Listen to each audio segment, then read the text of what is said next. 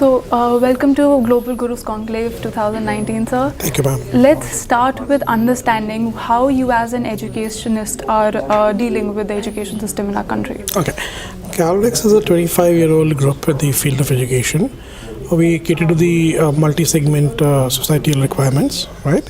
So we have Delhi public schools in Ahmedabad, we have Kalorex public schools, and we have IB schools, right? Okay. Plus we have a plethora of preschools also. So education to all is the mantra, right? We focus on local learning, right? Okay. So if you see a tagline, it talks about shaping local learners, right? It talks about how do you shape students with global education and infuse the local values into the system of curriculum. Okay. Right? So that's the basic field that we specialize in, right? And this is what has given us the edge in the areas of operations. And today we are gladly the best in Gujarat, right? And we're now at Gujarat, we are now operating in Rajasthan, we have moved into Tamil Nadu, and we have moved into Karnataka also. Okay. And we plan to expand in these areas further on. All right.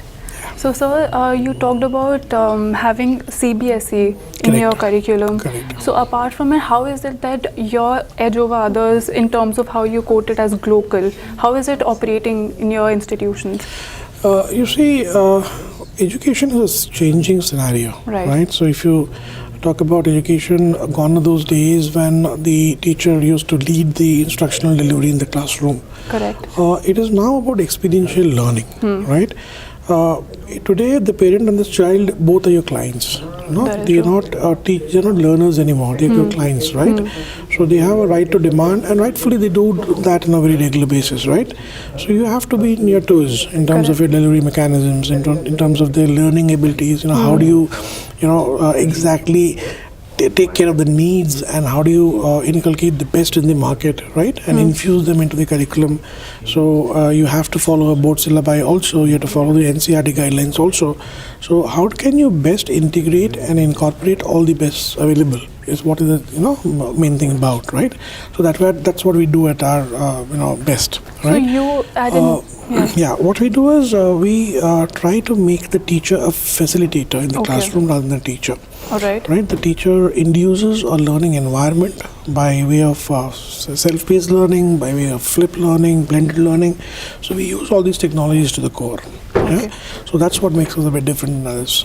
So what you're trying to say is you're making the change at the grassroots level in terms of having a variation in the faculty and the type of learning that you're doing. We're trying to. That should be the right word. Yeah? Okay, you're on the way, and you think it is a better form in comparison to how our education system is currently running? Well, we have introduced these patterns in the 6th, 7th, and the 8th and 9th grade, right? So we've seen a huge amount of difference. Okay. So if you were to divide a classroom into, let's say, 3 different groups of mediocre learners, high learners, and normal learners, right? And the teacher used to spend about 90% addressing each group to their requirements, and ultimately the outcome was not to the desired level, right? Okay.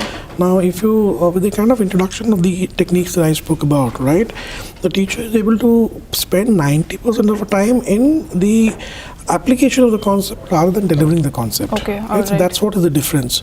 So about 30 to 35% of the students who were the laggers or who were kind of the mediocres, they have shown a tremendous level of improvement in their, in the way they perform, and it's going on well. It's going on really well. Okay. Yeah. So we're still on with the experiment. We are introducing a lot new stuff at this point in time. So a long way to go. Correct. So, sir, you also talked about how you're helping the underprivileged people, underprivileged students at your own end. How is it that you're caring about it, and how you're ensuring the access of resources and education to people where people might not be able to access it the way everybody See, is? we have multiple levels of schools, right? So we have schools which are actually for the underprivileged people also, right? Okay. So we try to kind of infuse them into the regular way a normal child would, get in terms of facilities and benefits, right? So we don't feel that because of being underprivileged, the child should be deprived of the best of education. So we try our best in doing whatever we can on that field. Okay. So in terms of, if I am to talk about the current scenario in our education system, how it is been running is, okay, so first let's talk about what do you think is our education system more focusing on? Is it more mind filling, or is it more fuller? As in, if I'm to talk about how our education system is more into rote learning and mugging up and putting information into the minds of the children rather than a holistic approach towards education. Oh, well, last 10 years there's been a lot of change in the industry altogether, Okay. right? So people have understood the requirement of doing away with rote learning, bringing in experiential learning, and a lot of schools are working towards it, right? And a good amount of, success has also been seen. That's what is being spoken out in these seminars that we attend, Right. So even in today's seminar, I think the first part of it was about technology integration, right? How can technology really integrate in the classroom, and how can the technology help and assist the child to be at the, help of information and knowledge and all that, right? So there are good things happening. So I would not say that the rote learning still persists. Yeah, I mean, some section of the society is still following it, but then, with times to come, will change a lot. So, in the current day and age, if we look at the students in India particularly, if I'm to talk about, then what we see is mostly students after schooling, after graduation, only then they are able to decipher whether or not the stream that they're choosing is what they want to pursue in terms of career. So what do you have to say about that? The boards have been working on this particular thing for quite some time. The researchers have been doing a lot of stuff on this particular area. CBSE has introduced about 40 vocational subjects, right? So I think they have categorized it into 6 or 7 main streams, and they're offering about 40 different subjects. Like I was having a look at the options available. Ophthalmic techniques is one of the subject, right? So every child has a fascination for specs, right? If you see a small child, if you take a child in your hand, the first thing you're going to do is grab your specs. Right. So that's the first interaction or the first connect that he has with the specs. Correct. What do we do about it? We just say that the child is pranky and we do nothing about it. But have we ever thought of developing that particular, inclusivity of his in a career?